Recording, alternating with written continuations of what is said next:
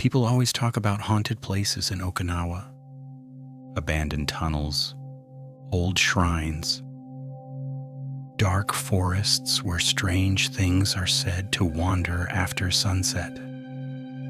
But the most frightening thing I ever experienced happened inside an ordinary house. A house where a little girl had simply missed her mother. If you're new here, make sure you like and subscribe for more stories from Japan you've probably never heard. It started when my friend Hiromi called me early one afternoon. At first, it was a completely normal conversation. I was sitting at home, listening to my parents argue in the next room. The television was on loud enough to drown out the tension, but it wasn't working. Their voices kept cutting through the noise. Then the phone rang.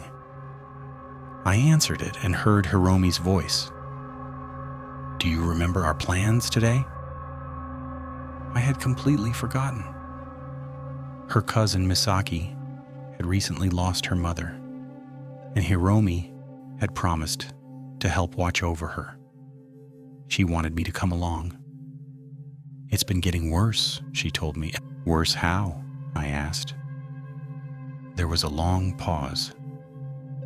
"Just come and see for yourself." The moment I arrived at the house, something felt wrong. The air inside was strangely heavy. Not cold, not hot, just oppressive. Like walking into a room where someone had been crying for hours. The house was silent except for the faint sound of a television somewhere in the back. Hiromi met me at the door. Before I could say anything, she whispered, "She's upstairs." I looked around. "Where's everyone else?" Her expression changed. "There isn't anyone else." Misaki was sitting alone in her mother's bedroom. She couldn't have been more than 7 years old. At first glance, she looked completely normal, but she wasn't looking at us. She was staring at an empty corner of the room, smiling, as if someone was standing there, someone only she could see.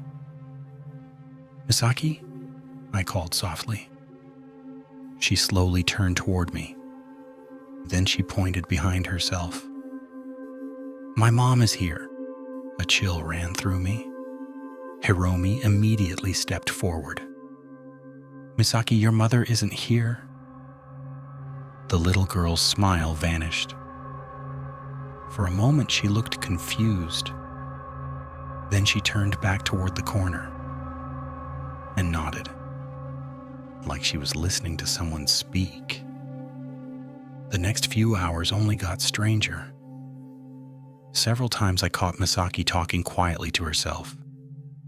Or at least, I thought she was talking to herself. Every conversation seemed to be with someone standing beside her, someone invisible. Once, while Hiromi was in the kitchen, I heard Misaki whisper, "Why won't they come near me?"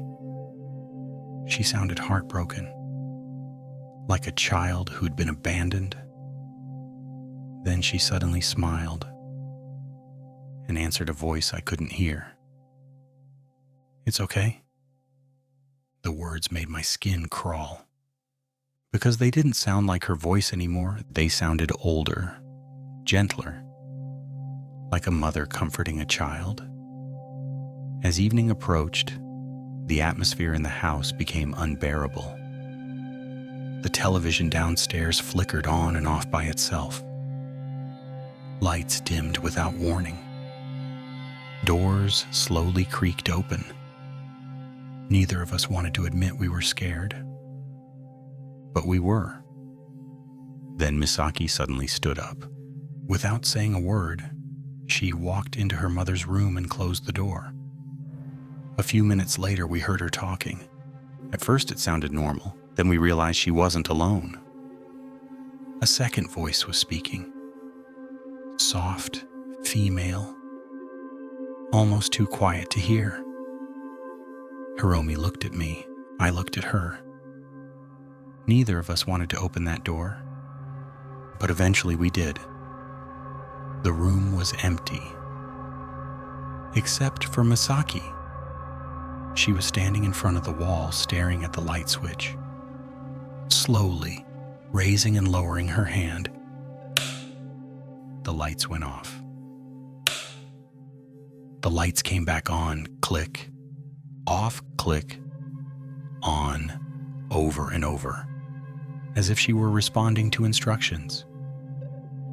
Then she began speaking, not in her own voice, but in the same gentle voice we'd heard earlier. It's okay. Don't be afraid. It's okay.